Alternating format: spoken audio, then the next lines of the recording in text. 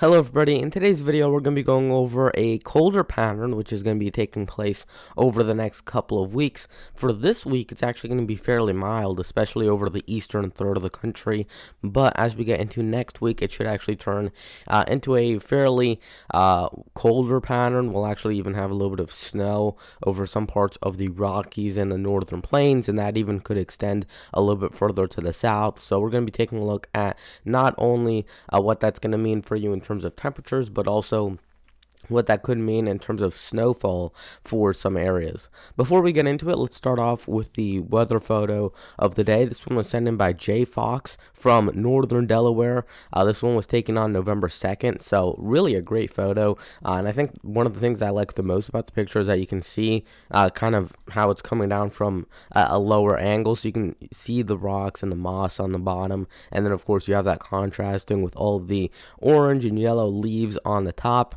A really great photo. And again, if you guys want to send that in, send in your photos, send them over to elitheweatherguyyt@gmail.com. It's also in the description down below. Just put in a general area of where that picture was taken from. So just like how J Fox did it, you could say northern Delaware. You could say, you don't have to say a town or anything like that, just say general area, so that we can get a general idea or a decent idea of where that picture was taken from. So yeah, thank you to Jay Fox for sending in this photo, and if you guys have any more that you want to send in, then be sure to put that over to my email address, and I'll feature it in the weather photo of the day. So let's get into it with the National Weather Service page. You can see that we do have some winter weather advisories in effect for parts of California, Oregon, Washington, Idaho, Wyoming, and Montana. And then we have some winter storm warnings for northern California, as well as a few winter storm watches up there as well. We have wind advisories and warnings up for parts of Nevada, California, Oregon, even a little bit of Washington and Wyoming, as well as for some parts of South Carolina and Georgia. And then we have some frost advisories for parts of Tennessee, Alabama, and Georgia, with a little area of freeze warnings for some parts of northern Georgia and southwestern North Carolina. Now, I do just want to specify this once again. I've said this numerous times on the channel, but just because you're not in a frost advisory does not mean that you will not see temperatures dip below 32 degrees or that you will not see a frost that morning.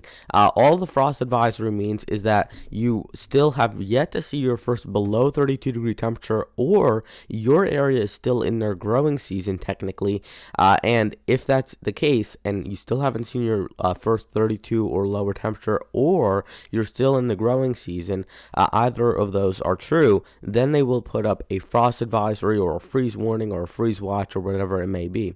But for example, an area like South Dakota is not going to be seeing a freeze warning be put up anytime really after October, because their growing season has already ended. So there's really no point in putting up the frost advisory. And also, if you were to put a freeze warning or a frost advisory up every single evening, even in the middle of January, the map would be pretty much filled up from coast to coast, from north to south, in some days in February and January when it gets really cold. So they really just put it up for the areas that are still where that's still relevant. But again, it's not really too relevant if somewhere further to the north sees that frost, because their growing season is already over. There's not many people with crops or gardens still going up in those spots.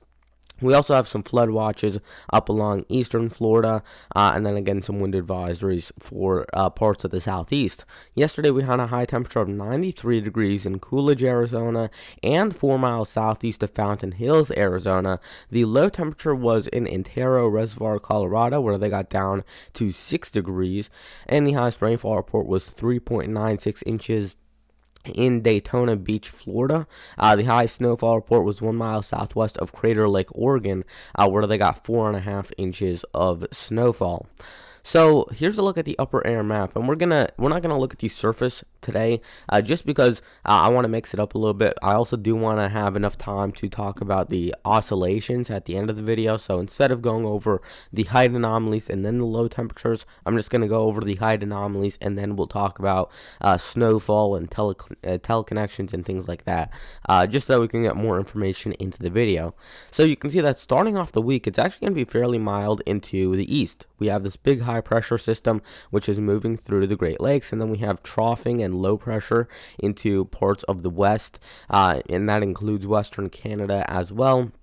This is going to be an area that's going to have quite a bit of moisture to start off the week as well. So you will have some rain, snow, a mix of both of those in that area, really depending on your elevation.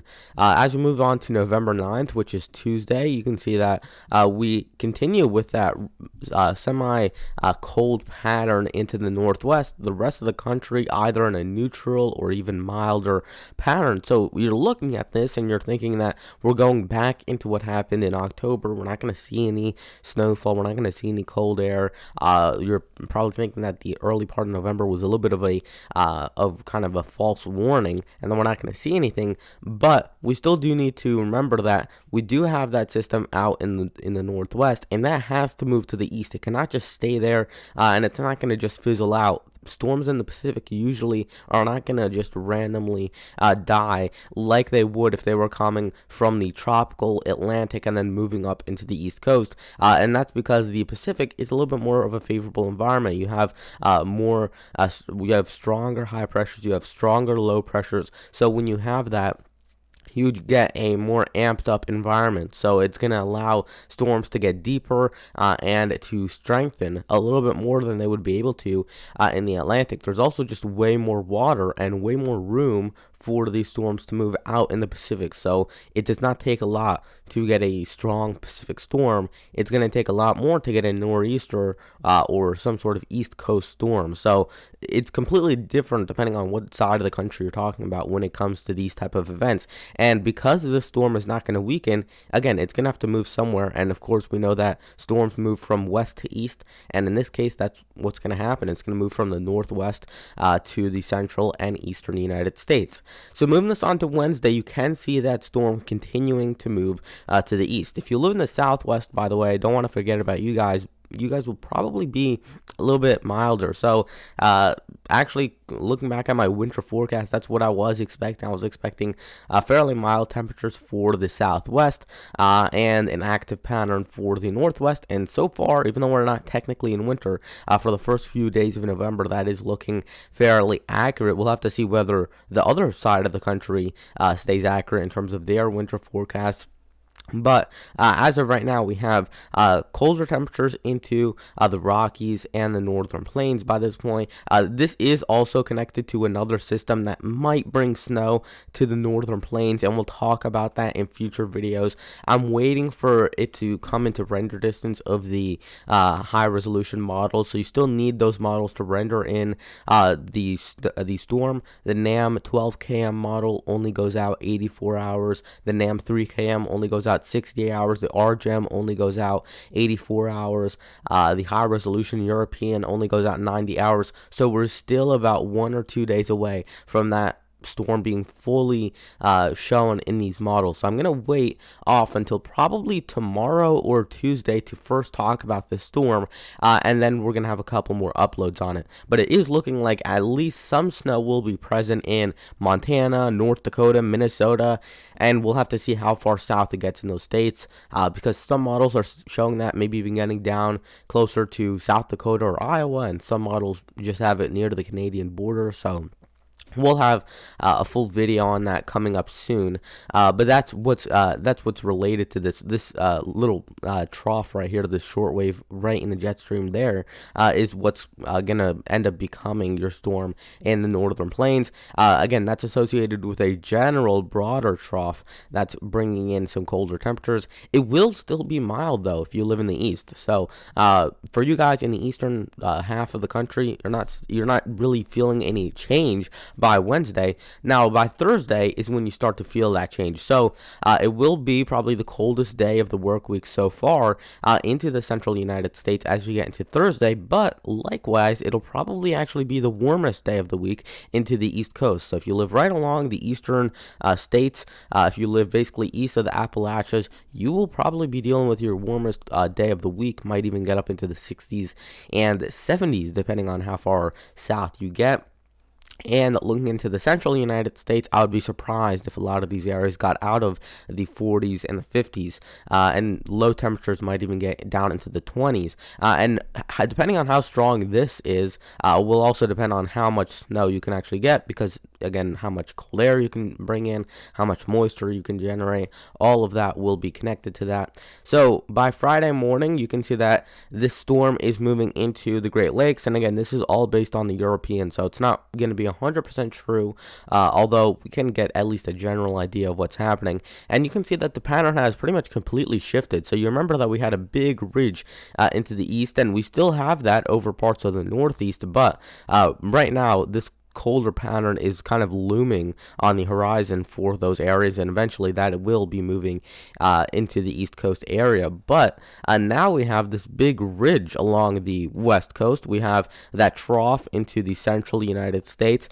So really the complete opposite, and this is what we're going to be seeing. So don't be surprised if you go from having a cold week to a mild week to a cold week and then back to a mild week. You're not going to have this sustain itself for multiple weeks at a time. It will be an on and off type of event where you're going to have warm, then cold, then warm, then cold, then warm, then cold. Every 4 or 5 days, it'll switch up. So don't expect anything to stay consistent, and that's why it's going to be hard. For those of you who are asking me, is it going to be cold on Thanksgiving? Is it going to be cold on a specific day?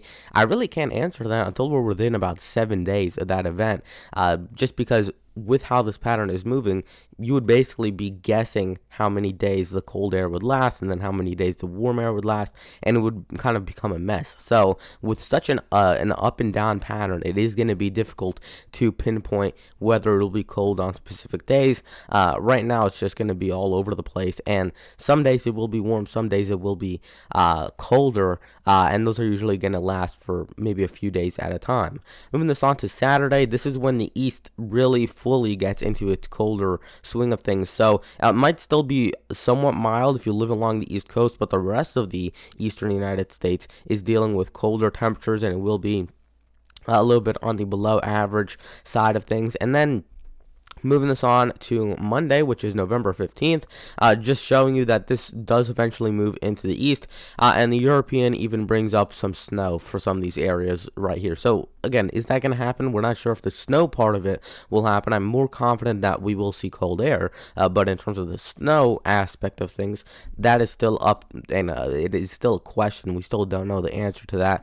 And one thing that you also want to pay attention to is that we do have another system starting up in the northwest. So here's your next system that'll become your next flow of cold air. So it's not like this is a one and done cold shot. We do have reoccurring supplies and these continuous flow of colder temperatures from Western Canada into the central and eastern United States.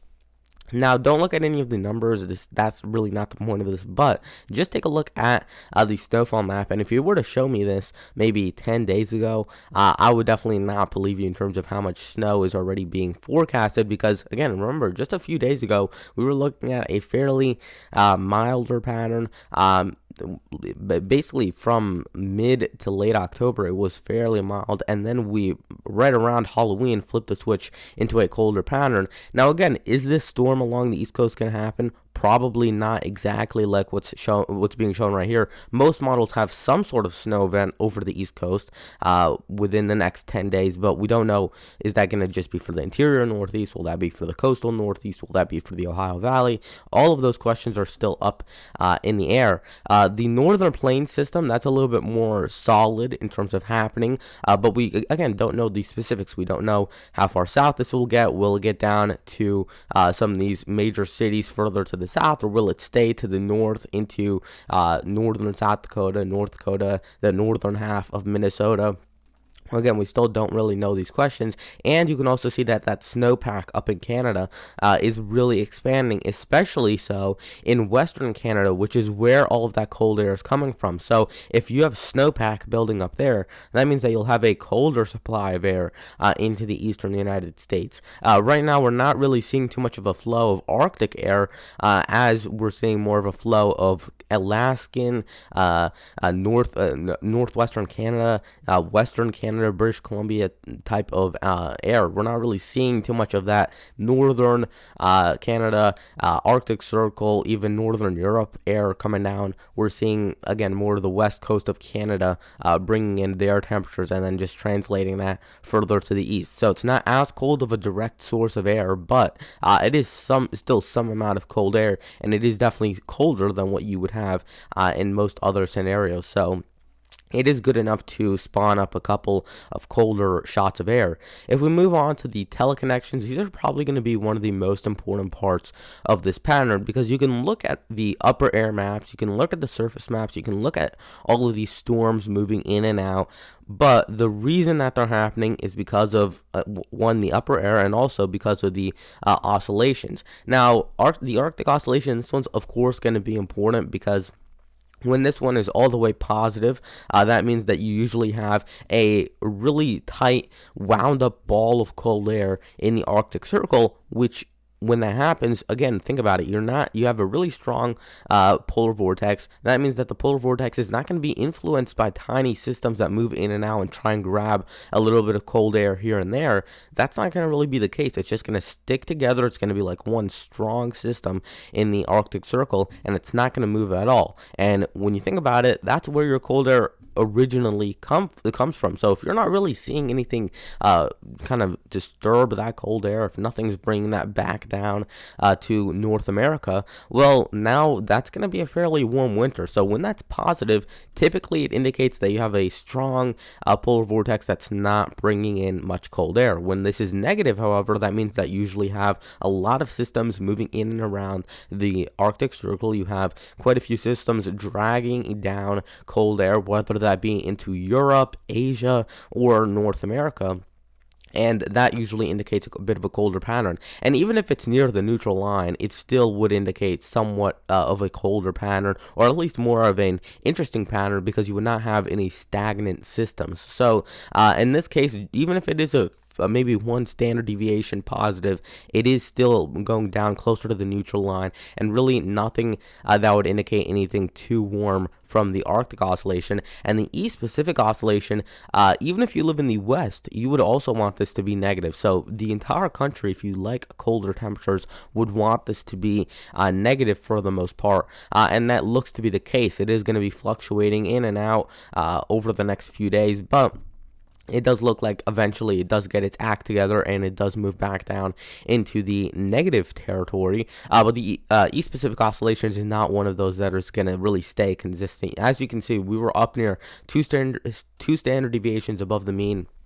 And then we dipped all the way down near the negative 2, maybe even -1 area. And then we went back up to right around 1 or 2 standard deviations above the mean. And then we just kind of stayed there. And now we're expecting this to go back down. So it's a very inconsistent type of oscillation. You're not going to get anything too far out with it. You're not going to really be able to tell what's going to happen in 20 days with this oscillation. But at least for the next 10 days, we have a decent idea that this will go back negative.